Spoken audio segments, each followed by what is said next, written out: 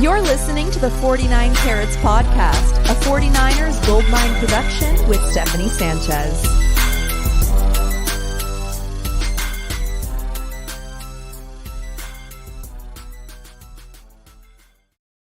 What's going on, everyone? Welcome to another edition of the 49 Carats Podcast. I'm your host, Steph. It is Monday, October 6th. And well, I already miss Victory Mondays, man. The week after a loss is always the worst, and we're barely one day after, all right? It's been the worst, like 24 hours. It's been a while since we've experienced a loss, but joining me to, go through it together is Weston. How you doing today, Weston? I'm all right, to be honest with you, and maybe I came to terms with it just during the game flow of the game yesterday. It just felt like, hey, this was not going to be the team's week. We'll talk more about it, but I'm all right. Other than I did have, like, in my actual job, I had a meeting today, and I texted my boss on the side during that meeting. I was like, don't they realize I'm in mourning after the 49ers loss? I'm not paying attention to any of this. Like, catch me on Friday when I cheer up, but all good, all good. Yeah, don't tell my 9 to 5, but I barely worked today because I had to watch the game over, and I hate watching losses over. I almost never watch them over again because I just hate reliving it. But I told myself, like, I'm gonna watch it again. I want to see some things, like, maybe I'll notice other things. No, it's still bad. But, I will say this, Weston, I feel like it wasn't as bad on the second viewing. And I think that's my takeaway because the game was so close, despite how poorly the 49ers played, despite how bad the offense looked. The offense didn't do anything for like a good stretch of the game, and it just felt like anytime they had something positive going, they would like find a way to get behind the sticks, and it just was not working out for them. So actually, watching it again, I was like, you know what? Like, it was a really close game, and they had a chance to win it at the very end. I think there are no moral victories in the NFL, but hey, for fans, maybe there are, and I don't feel as bad. It also helps that the Eagles lost as well. So hey, that's how I'm feeling today. Hey, there's a couple things that softened the blow a little bit. An Eagles loss, a Seahawks loss. So if it was going to be the week to lose, inevitably, the only thing that was missing from that equation was like a Rams loss on top of that to the Cardinals. Obviously, we didn't get that, but this was the time to lose. I know, I agree. There are no such thing as moral victories to like NFL players, right? But like to a fan, especially when you watch it back, this game was a play or two away from having an entirely different outcome, right? If I think about, I don't know, the Browns. So offensively, you're right. We didn't do anything outside of our first and final possession of the game, right? Sandwiched in between there was a lot of mediocre play. And I'm being polite when I say that, but there were, like, think of Fred Warner's pick on their first possession, right? So you go down the field, you go up 7-0. Fred Warner picks them off on their first possession. We're in their territory. You turn that into a touchdown. You're 14-0 before you even blink an eye, and you have the other team being like, oh, here we go, right? Like, it's just little thing. Momentum is a really funny thing in the NFL, and the 49ers just didn't. This week, they just didn't catch any, right? They had moments of it, just no follow through, no execution, and that's why the outcome was what it was. I do want to take a second here to not to like derail the conversation on the game, because like we will get to that. I do want to talk about some of the injuries because I do feel like they did impact the game, and a lot of us, were kind of anxiously waiting the updates of some of those. And Kyle Shanahan talked to the media today. As far as Christian McCaffrey goes, he was getting MRIs as Kyle Shanahan was speaking, I guess. So it's going to be a bit longer before we know the severity of his injury. It's either a rib or oblique injury for McCaffrey. And I've heard reports from like Schefter, guys in the know, 2 to 4 weeks, but they won't know for sure until, they see that MRI. And we know McCaffrey's a tough guy, and he'll try to tough it out as much as he can.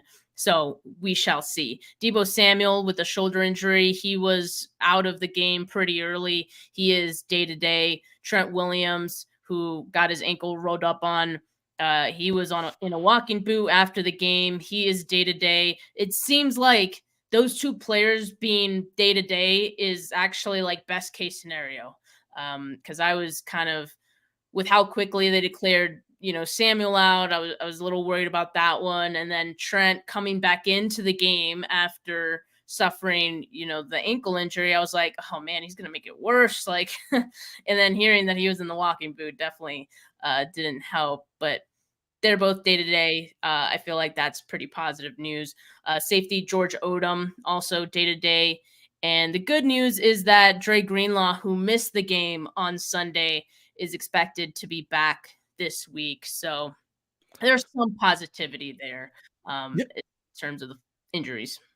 And as far as injuries go, when you hear the term day to day, you feel a little bit better about it. And good news, like we have an extra day, right? Meaning like we play on Monday night versus Sunday, from a Sunday night to a Sunday afternoon game in an early time slot, like we saw this week, playing a team that was coming off a bye, mind you, right? Like, and geared up for this game. That's a good thing. But I don't, as a fan, I am very happy to hear that these injuries by all, even McCaffrey's, right? Even if it is 2 to 4 weeks, okay, it's not season ending, it's not crippling, and probably comes at the right time where you got, a flailing Minnesota Viking team on Monday night. We all know how Kirk Cousins does on Monday night, so that makes you feel a little bit better about life. Yes, you do have a surging Cincinnati Bengals team, but then you have the bye. So you have some of these like buffers built in that like, okay, if it is the extreme of these scenarios and it looks like it's 4 weeks, well, gosh darn it, this is the time of the year that you wanted to couldn't have timed out better the way that our schedule falls. But when I think of injury, like the NFL is a war on attrition. And we can't, in being fair, we can't sit here and I will not make that Deebo was out, that Trent was banged up, and Christian was out as an excuse as to why this game was lost, because it was still able to be there and be won. But I won't make the excuse, because look at the team that we played, right?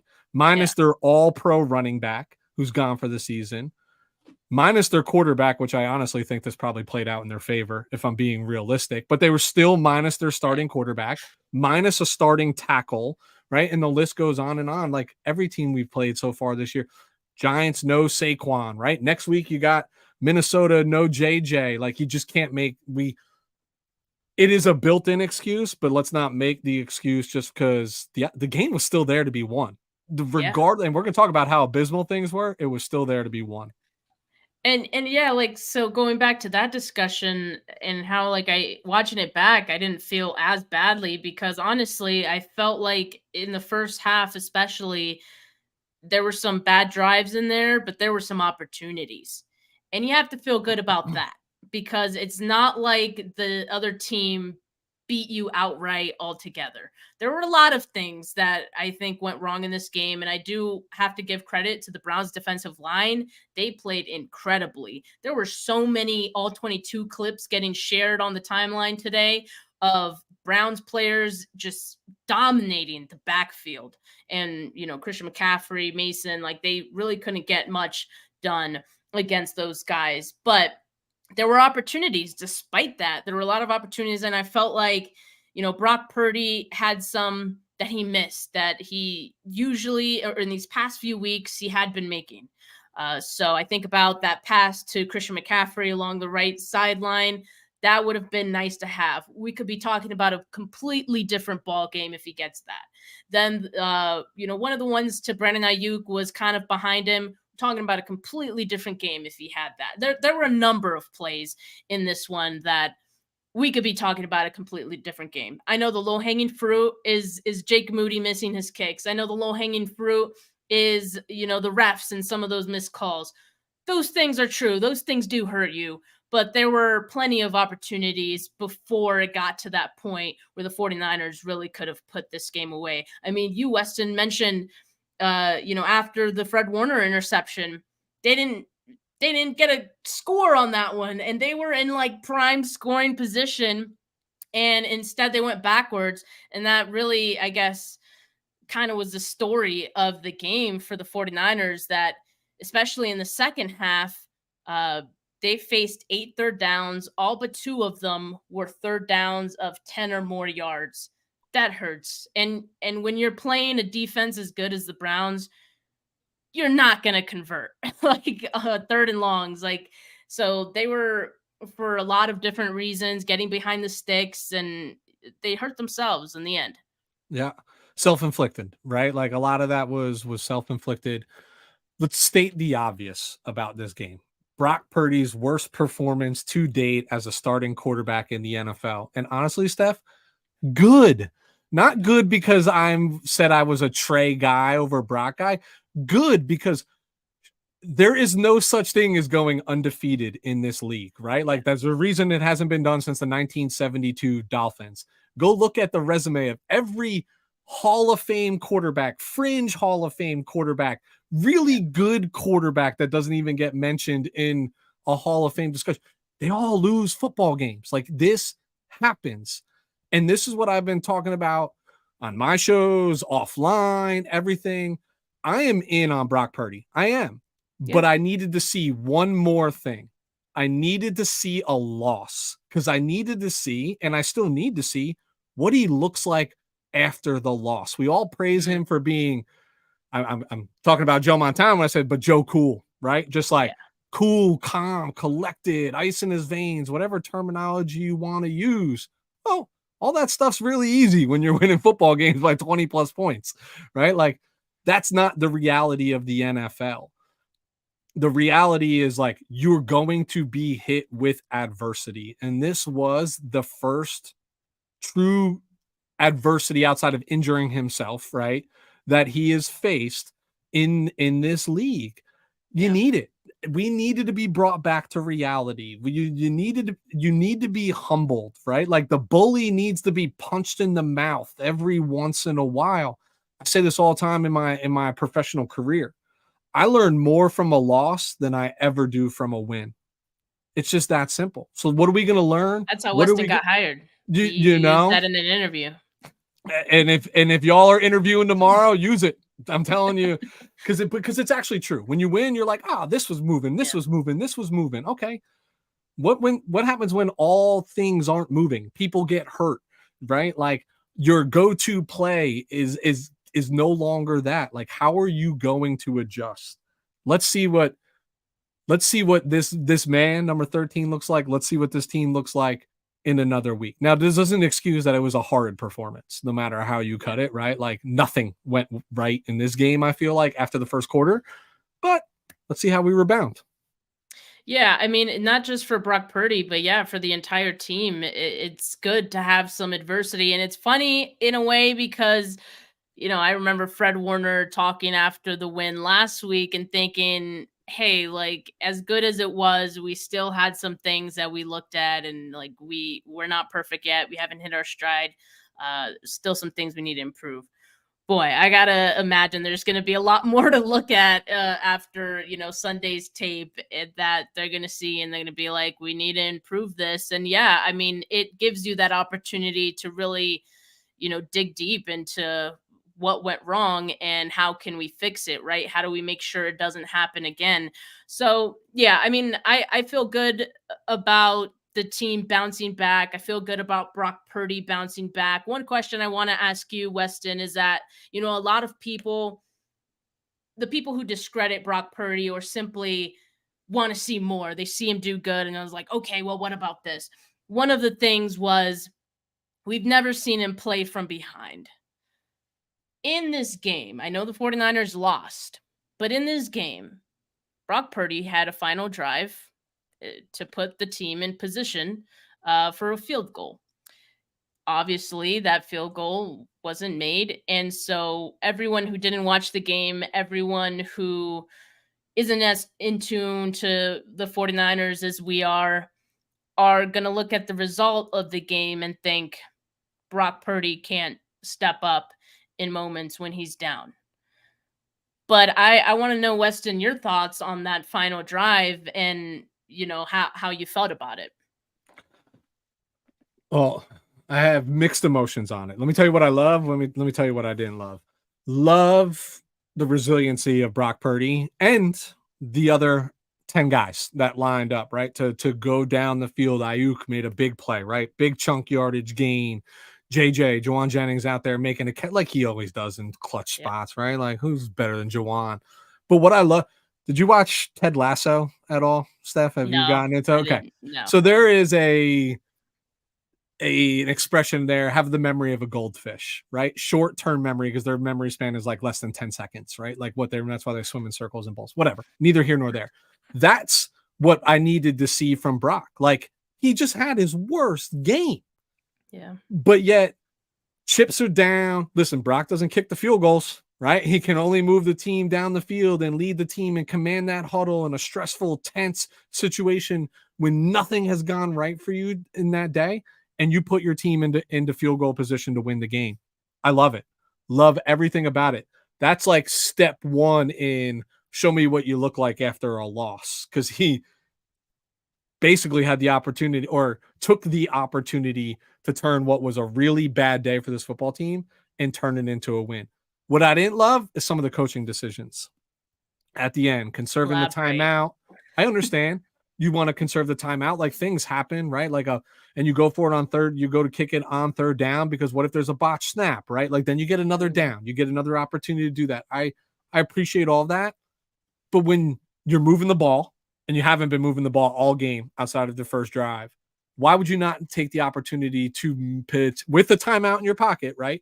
To potentially find 10, 12 more yards to shorten that kick for that rookie kicker who's already missed a field goal today. So, the nerves are a little bit on edge. Like, why wouldn't you take that opportunity? That I don't understand. Yeah, I was just on a show with Ashley Ariana, and we talked about that too. I do feel like they could have and should have gone for one extra run there. I understand the risk involved with doing that, because there's a possibility, maybe the running back fumbles the ball. There's a possibility you lose some yardage. Hey, like regardless, you might lose the game anyway. I felt like at a lot of times that Kyle was coaching this game to not lose. That's old Kyle too. He's creeping back in here. Yeah, get him out of here. No, which like despite how bad they were playing, they were up like for some points in the game. So like I get it, but at that point, at the end of the game, you got to try to like win. You know what I mean? So I think it would have benefited Jake Moody. In fact, I know it would have benefited Jake Moody to get 3 yards there. There was like this account on Twitter. It's like weather analytics. We're at that stage in football analytics now where they have analytics for determining how many yards were impacted by the weather or something like that. Anyway, if they had gotten like 3 yards on an additional run, for example, that kick probably goes in. Probably hits the upright and goes over the crossbar, right? Yeah, I mean, I'm just saying, like to your point, like if they just got one more run, even if they like switched like the hash they were running on or kicking from, I mean, all those things could have helped. But like, I don't want to linger on one thing only, because I think the whole team played horribly, and it was for most of the game, right? So, first and foremost, and I'm not saying this to like the politician in me is not saying this, like hats off to the Cleveland Browns. Like they came to play. They came in with their third string quarterback, but for all intents and purposes, who's mighty serviceable, by the way. PJ Walker did not look all that bad and played well when he was down in Carolina. Had moments. It's not sustainable, right? Like I have a whole theory on backup quarterbacks. It's like cool for like 2 to 3 games, and then it's all figured out and comes out in the wash. But so what my eyes tell me is that is arguably the best defense in football and arguably the toughest challenge that we just saw. I mean, they completely took us out of the game, And I don't want to undersell our own defense's performance. I thought they played a really good game too, collectively, but you knew this was going to be the case for whatever reason. Schwartz has Kyle's number. We can talk about that, but styles make fights. You knew this game was going to be difficult regardless because their defense is kind of like our defense, wants to punch you in the mouth. They'll bully you. They want to control the line of scrimmage. And yesterday was their day. That's just literally what it boils down to. They were, you know what I blame this on, Steph? I blame this on the little ruckus before the game. You know what I'm talking about. Yeah. I do. Just go in and play the football game. Like you wanted to be the bully. It looked like the Browns antagonized. No, that's Debo and Ayuk. That's what they do. Stop it. That is Debo came in like a little baby ram, just like and wanting to headbutt guys. And I love it. Like I love the feistiness. And I don't want us to lose that like swag about us, but like you just stop with the bulletin board material, like before a game to the underdog. It's just another thing. Just go in. You are the better football team. Act like it and win. And now all you did was feel you're the bully who just got bullied, right? Like it's just, I hate football antics as much as I love them. You know what I mean? But I hate them too. You know what was not funny, but like both Trent and Debo, who were at the center of that, were two guys who like went out with injury. It's not funny that happened. I'm just saying it was kind of like ironic to see that happen, because I do actually think Debo was gonna play that game, and he was looking for blood.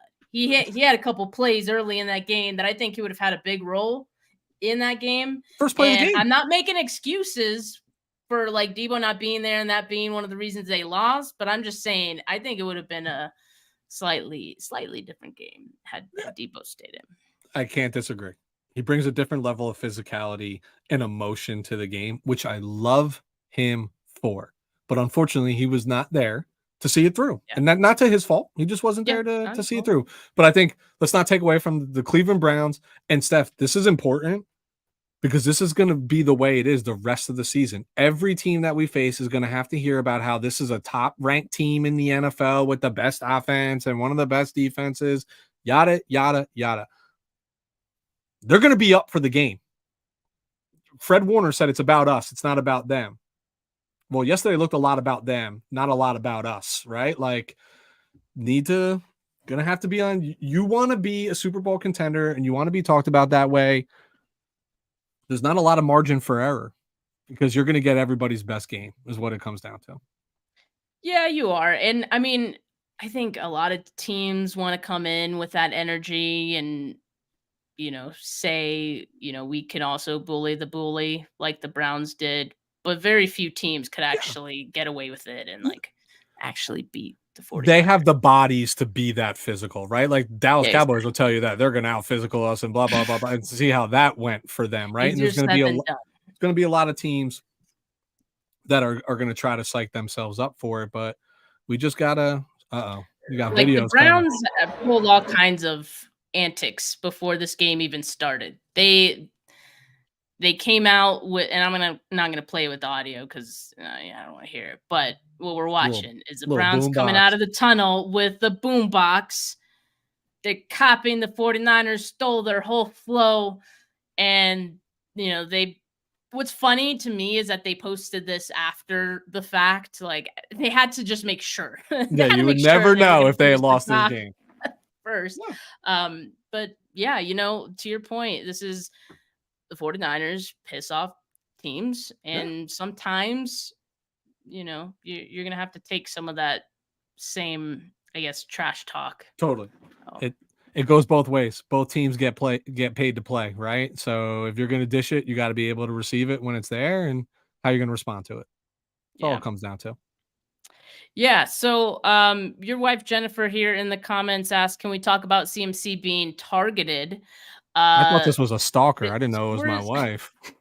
Your biggest fan. Actually, I found out before the show she's my biggest fan. Yeah, she loves you, Steph. She does. But no, this is the second consecutive game that we've seen CMC get, a call for the face mask, and they don't know what specific play Christian McCaffrey suffered his respective injury of rib or oblique. I don't know if that had anything to do with him being targeted, but I do think there's something kind of fishy going on with it seems like the only way defenses feel they can stop McCaffrey is by grabbing onto his face mask. I think this is real. Like, I'm starting to buy into this. And I don't know with like the malicious intent of like, I'm going to poke him in the eye. I'm going to rip at his face mask. I'm going to do those things. It's just too glaring and too obvious. I mean, it was twice on the opening drive, right? Like it's just things that I'm like, I think it's more of like, you want to stop the 49ers. How do we have to be extra physical with number 23 is the way that I look at this. So I do think this is real. I'm still erring on the side of like, is it malicious intent or is it just like, we need to be extra physical and this is how it's kind of like playing out? But yeah, they are gunning for number 23. Yeah, I mean, I kind of agree. Like, I'm not sure if it's like a bounty on McCaffrey. It's not the per Saints, se. right? Yeah, Like, it's not that Saints level.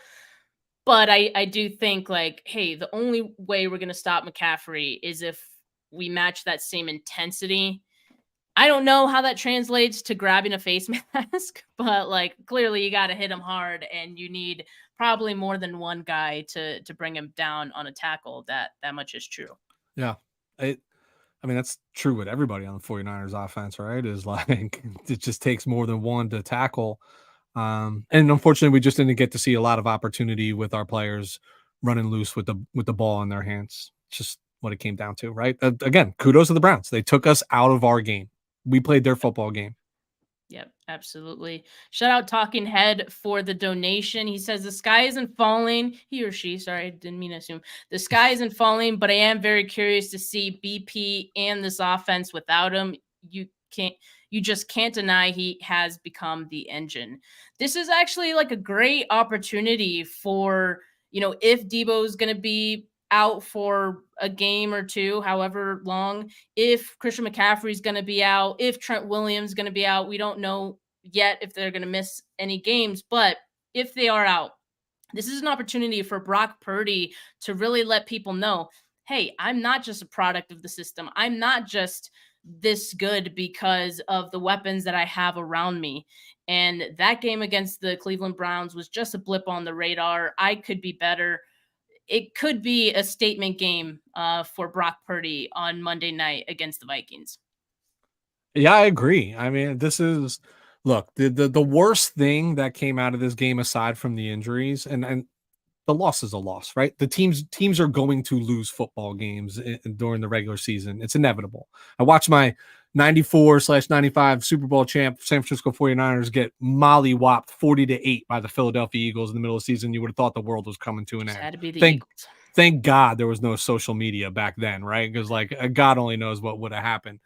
But the truth is like, again, the worst thing coming out of that game is like, now we got to hear about Brock's the product of the system and the players and blah, blah, blah. It's like, it's just like this never ending cycle that just continues. So yeah, I think there's a great opportunity ahead for the young man to say, I am not for him to say that I am not, just to go out and ball with whoever is there. That's it. Yeah. This is why I love backup quarterbacks. I teased my little theory early because they don't go in and like Deshaun Watson, if he plays in this game, I think he sits there and tries to target Amari Cooper all game long, right? Like, and that sometimes is to detriment of the team where a backup quarterback goes in and said, this is the play that's called. These are my reads. I'm going through my progression. That guy's open. I'm throwing him the ball. I don't care what number he has on his jersey, right? Like, this is Brock's opportunity. I don't care if it's 19, 11, 15, 10, 3, don't care. Assignment football, right? And I'm going to put the ball in windows, go get it. I'd love to see this version of the 49ers I personally think with this Monday night game, if Debo's on the fence, he sits. If C-Mac's on the CMC's on the fence, he sits. I think we're good enough, even with our depth pieces, to go into Minnesota. I really want to go to this game, by the way, Steph. So if you can lean on my wife, I'm trying to convince her to fly with me to go out to Minnesota. Jennifer. Like, when else am I going to go to Minnesota? Let him go. No, I want her to come with me, to be honest. Jennifer, go with him. Can I drop my kids off in Colorado for 2 days? See how that goes? Well, but it's a great opportunity for Brock. Yeah, I agree. I think it's going to be, it'll be big for him. I've seen a lot of jokes, and I've seen people trying to confirm their biases on Brock off of one game against a top defense. So yeah, I think Brock Purdy has to shut that noise up, as he has in the past. So I'm expecting him to do that. But Weston, it's time. It's time. I know. It's time to vote on not vote, but give our nominees for 49K Player of the Week. So guys, if you guys aren't aware, every Monday we do this, win or lose. It's been awesome after the wins, because we've had so many players to nominate, so many good things to say. It's a little bit different in a loss, all right? And what I want to focus on is the silver linings. There's always, I truly believe there's always, like, at least even if there's a small positive to get from a bad game, let's talk about that. So that's what we're going to do today. And me and Weston are going to give some players who we think provided a silver lining. Now, it's not going to be a lot of players, all right? Don't expect too many. But, I think we'll give it our best shot. So, Weston, why don't you start us off here? Which player this week did you feel provided a silver lining for the team on Sunday? I'm going to continue forward. I feel like I'm the president of his fan club so far in 2023. I'm going to go with Diamador Lenore again. I'm hoping he was one of the few that you had. He was one of mine, yeah. Okay, yes. So that I'm not out on an island all by myself here. Obviously, he had the pick. Very well timed, right? And lo and behold, we converted off of that turnover to 7 points to take a lead in the game again.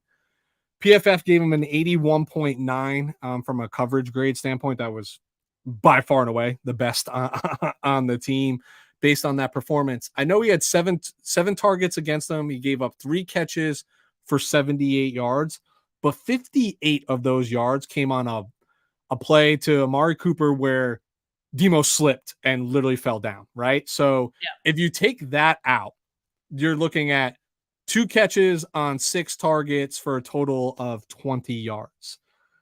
And he spent a lot of time lined up across from Amari Cooper in this football game. Yes, a lot of time. I don't know the exact total. I just know what my eyes told me. And I was like, gosh, number two on both sides of the team are at the top of my screen an awful lot, the way that I'm watching the game. And he just doesn't shy away from the challenge. There's something about his swagger. And listen, to play cornerback in the NFL, like, you need to have a lot of belief in yourself and your ability. And it just grows week after week after week. And I feel validated when I see like Richard Sherman tweet things out about how Demo's been playing and putting them on notice. I'm like, okay, I've been saying this too. And God, that guy was an all-pro in the league. You're talking smart, about man. A Stanford graduate, right? Valedictorian of his high school. Like, Richard Sherman knows a little bit about a little bit. You guys are basically the same person. I mean, yeah, just on different coasts, right? That's all it came down to. But I'm gonna stay on the Diamador Lenore train and say he outside that slip, he just continues to play really, really, really good football out there. Yeah, I totally agree with this one. You can look at, some of the missed tackles as a whole. I think there's a lot of missed tackles from the defense in this game. I think besides like the big one where he slipped, he played a great game. And you mentioned the interception. And I think we've mentioned it in past episodes as well, that like he's the CB2. Usually, the main corner is going to be the guy who's going to he's not going to get a lot of targets thrown his way because, teams kind of respect Charvarius Ward, what he's doing. So you look at the next guy and say, can I expose this? Can I target this guy? Is he going to be, less effective as the CB1? And I think what we've seen so far this season is that Lenore has elevated his game to a point where you can't do that. He's not going to be bullied. And I think that's a great development. In fact, you saw as soon as he left the game, he left momentarily with like cramps, or I assume it was cramps because I think he came back in. Ambry Thomas was targeted right away. And so that's the difference between a guy like Lenore, who has now put it on tape for several weeks, that he's going to be a really good corner. And, you're not just going to get away with, targeting him and not paying for it every once in a while. And I'll also say this. I think it was someone mentioned Javon Kinlaw actually, got some fingers on that pass that ended up getting to Lenore. So credit to him too. But you still got to be in position for those, and Lenore definitely was. Now, for my nomination, for me, this is the low-hanging fruit of, the day as far as, silver linings go.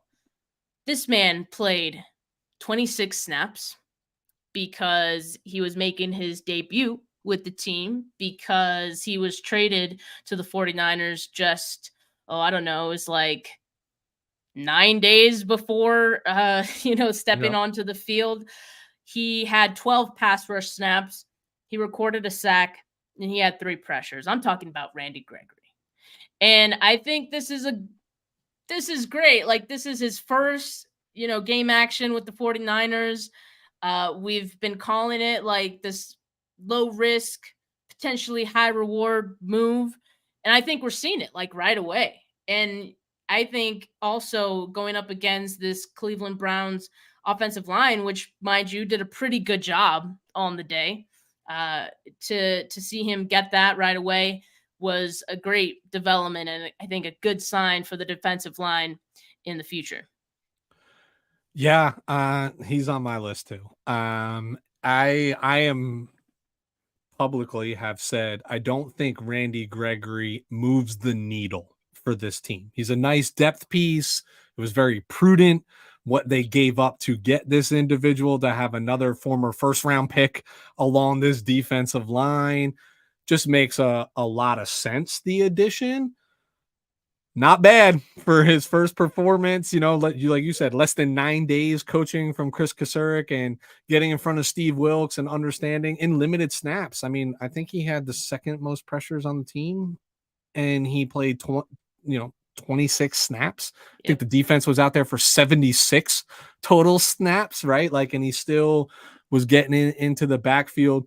So this bodes really, really well for the 49ers future. And what I think is so cool about the Randy Gregory edition is, I feel like I'm like the only one that's ever heard this, but to me, I always heard that he was not like the greatest locker room guy, or it was like an ego thing. I mean, we all know about his issues with smoking a little bit of weed while he was at whatever, he ended up in Denver. He's all good. Like, I don't mind that. Now he's in California, where it's even more so all good.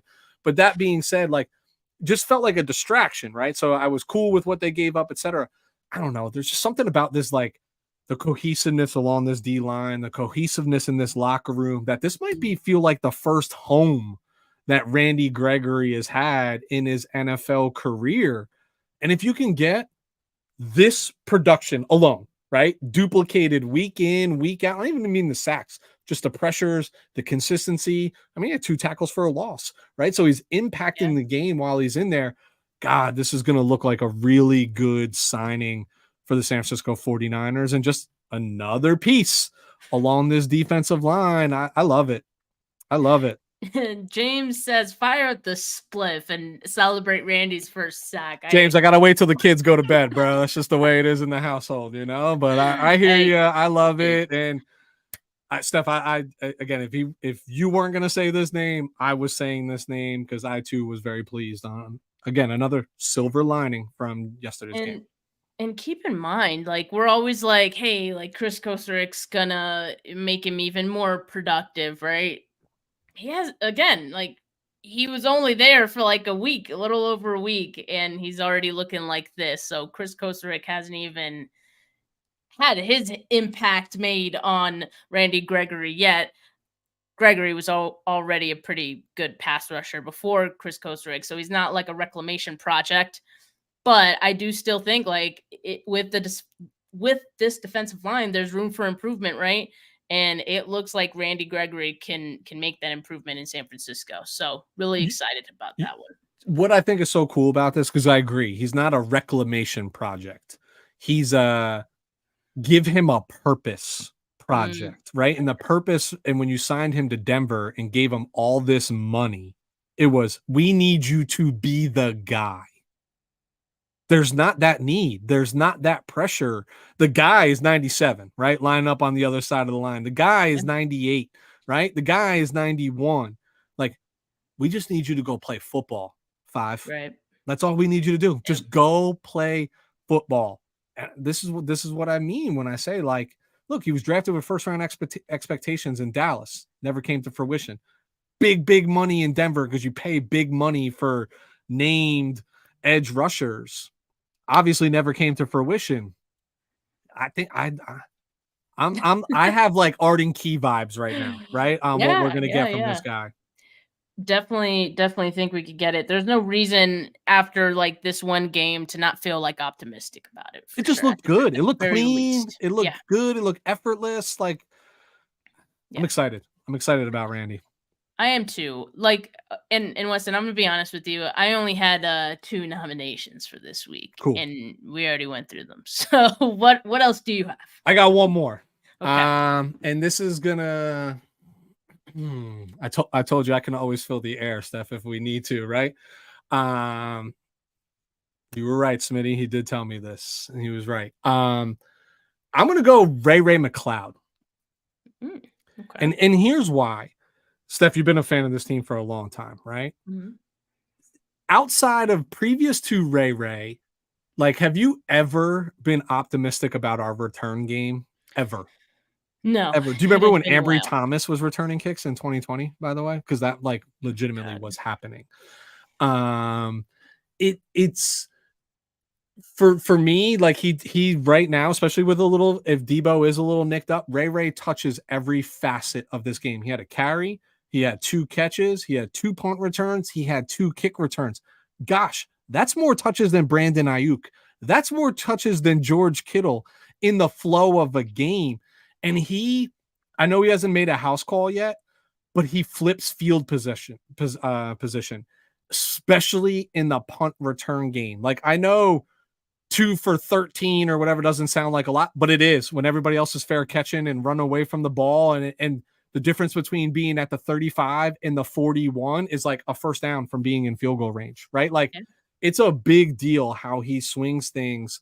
And for that alone, 7 touches in the game. 7 touches. If you add up all of his yards, 68, 81, 85 total yards of production that he had in offense for the 49ers. When all is said and done, that's go read the stat line. That's more production than any other player had. And I know it's done differently, but that's real contribution to this football team. And there are 3 phases of this game, last I checked, because one lost the game for us, right? If we say that with a missed field goal, Ray makes me really comfortable when he's back there. And I firmly believe every single game when he catches that ball clean, he has an impact on this game. It's definitely like a good feeling to have because, yeah, you're right. There was before Ray, it was kind of bleak where it always felt like a toss up or like it was going to be a fair catch. It's not going anywhere. All right, well, we got to scratch and claw for, the drive. Yeah, I mean, like you said, it's small things, but it could be the big things. So I respect that one with Ray. I kind of wish that he would have gotten more touches in this game because after Deebo Samuel went out, I really feel like Ray could fill that role, nicely. You know, he's not Debo, but he can fill the role nicely if he needs to. We saw him have a couple of those plays he had, some success on. He also had that one play where they got the delay of game, and I wonder, it looked like he wasn't in the right spot, and Brock was trying to like direct him to the spot. I don't know what happened really on that one, but I wonder if that's why we didn't really see him much after that. Quickly in the 'Cause doghouse. things like that does piss Kyle off. But in the punt return game, for sure, like he does add a nice spark. So, is that all you have for? If that's it, that's totally fine. Because I was gonna say Fred. But that was more for the first half body of work than it was the second half body of work. Because let's be really clear, like that interception Fred does what Fred does, but he was blown off the ball. He missed some tackle. He was out of position. This happens. But that interception, if they had turned that into 7 points that early in the game, and you're talking about a totally different complexion of this game, Fred Warner's being talked about right now during this conversation in a little bit more detail. He could have almost had that pick six had it not been PJ Walker's maybe best play of the game was keeping Fred from scoring. Come on, Fred, get that speed up, Fred. Come on. That would have been a completely different start to the game for the team. But yeah, I got to give credit to Fred. Definitely like a good honorable mention in this one. Steph, you putting anybody on notice this week? I'm definitely gonna put a couple guys on notice this week. You might guess at least one of them. I'm gonna put up our nominations for 49K Player of the Week up on the board here, so you guys can get to voting, and then we're gonna call out a few guys. So yeah, we have Dalmador Lenore. Look at this Randy list. Gregory, oh my god, Ray McLeod, and really again, like, we're just looking at players who provided a silver lining in what was a bad loss, but we're looking at the positives here. So vote in the comments for any one of these three guys, and we'll let you know who is the 49K Player of the Week shortly. But tell me you lost the game without telling me you lost the game. Yeah, I mean, this is quite the list here. Is kind of speaking of bleak. A player I want to put on notice is Spencer Burford. And I feel like it's almost every week where I'm like, dude, like, come on, man, you got to step your game up. He had a 2-game stretch against Arizona and against the Cowboys where he only allowed 1 pressure and 1 hurry. It's great. Awesome.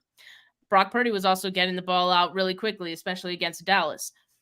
But in this game against Cleveland, he gave up 3 pressures and 3 hurries. He also had a penalty.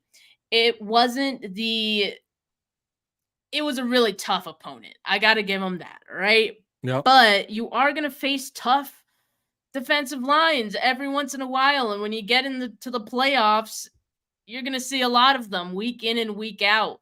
So I need Spencer Burford to step his game up. I feel like I've seen Colton McKivitz make some improvements. And, let's not forget, he's a first-year starter. Spencer Burford's like now in his second year as a starter. And I'm not sure if we're seeing like the strides and improvements that I need from him, to feel comfortable with him at that right guard spot.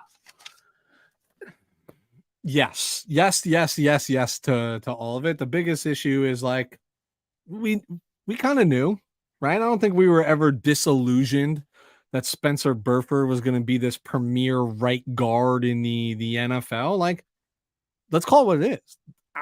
Outside of Trent Williams, the 49ers offensive line is flawed. Like, it's flawed. There needs to be improvement.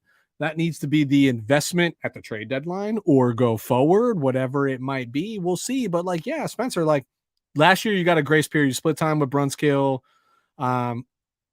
rookie, etc. But like, dude, we're competing, right? So step up or step out is the way that this is really going to go. And unfortunately for Spencer, step out is going to be determined for him. It's not going to be his own decision.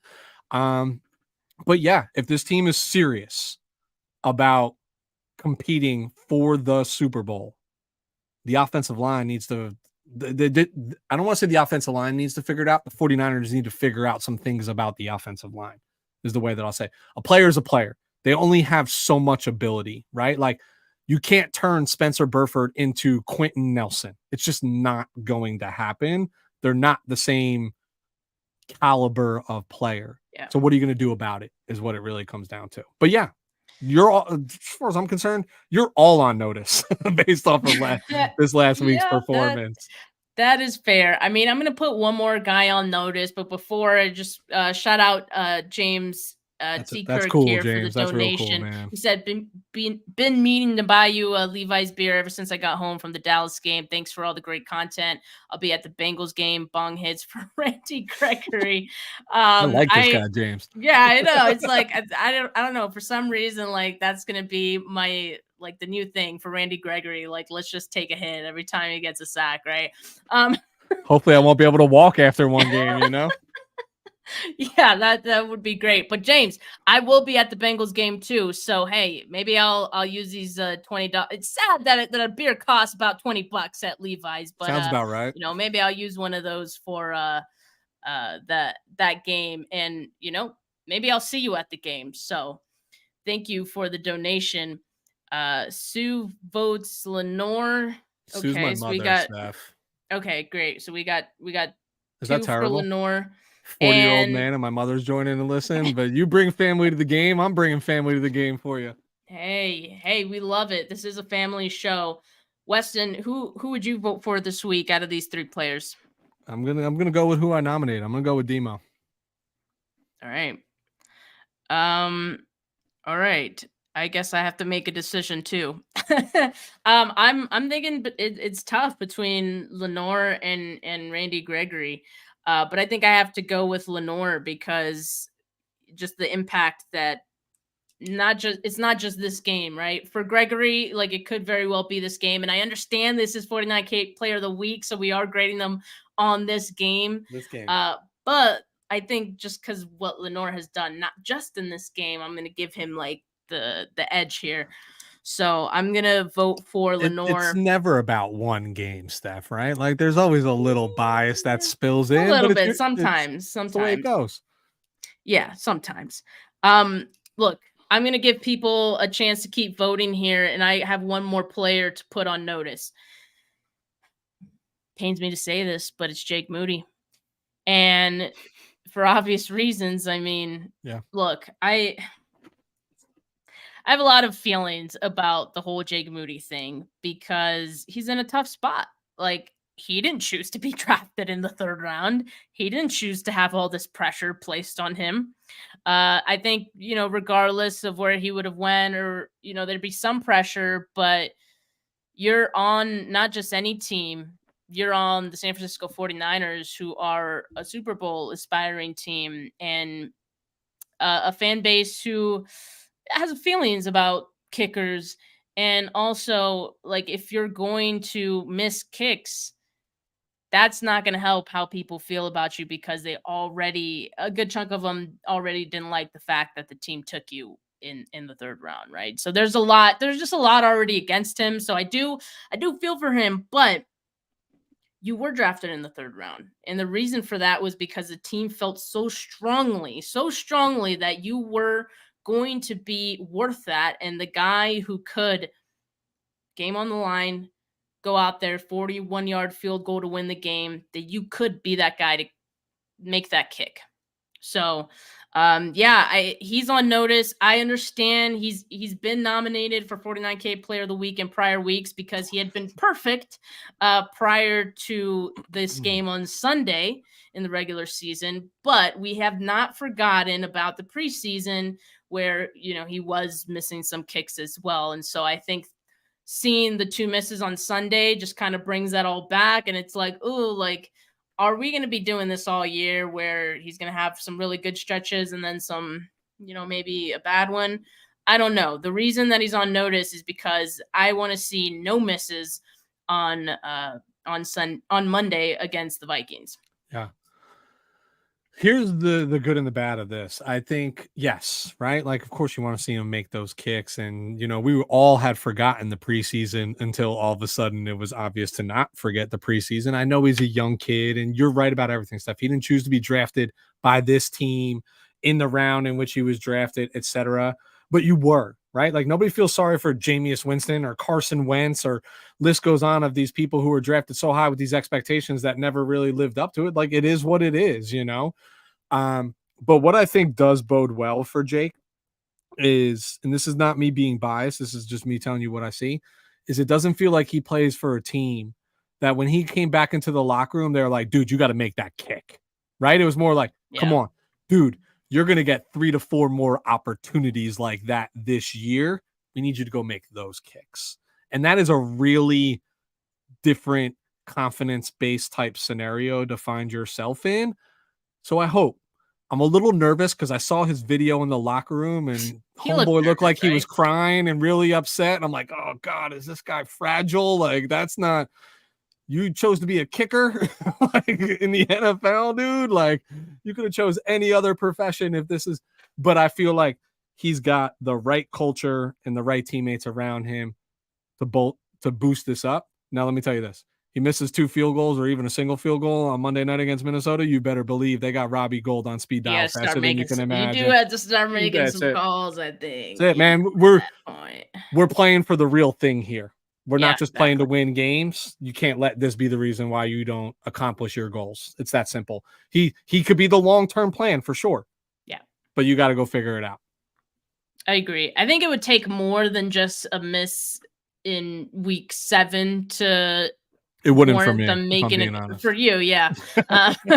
for making a call, but like, you know, because I still feel like the team has a lot of trust in him. So I feel like it would take way more for them to be like, yo, we gotta call Robbie. Right tough situation, right? Like, yeah, it is. In weather, it is tough. It's tough. Playing right off. At least you know there's an option out there. Yeah, there is. For now. Who's missed a very similar field goal, mind you.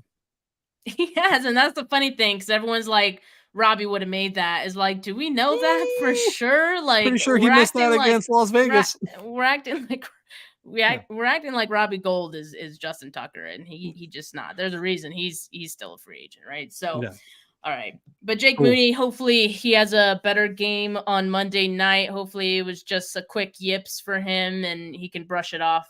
I guess I was about to say, hey, we're done here, but 49K Player of the Week. Lenore won by a lot here. He had 8 votes. We had Randy Gregory with 2, McLeod with 1. Thank you, all of you guys, for voting. I feel like every week we get, a few more votes, so we really appreciate it. And especially in a loss, like I was actually figuring no one would vote because it's like, it's hard. No, we lost. It's hard. But it is hard. It is hard. But, I'm glad that we can, have a different perspective and look at some positive stuff once in a while. So really appreciate you guys. Hope you all have a good rest of your Monday. Make sure you like this video. Make sure you subscribe to the channel if you have not yet. Make sure you subscribe to Weston's channel as well if you have not yet. We're going to be doing these every Monday except next Monday because it's Monday night game. So me and Weston will be doing this next Tuesday. But for me and Weston, have a good rest of your Monday, folks. Peace.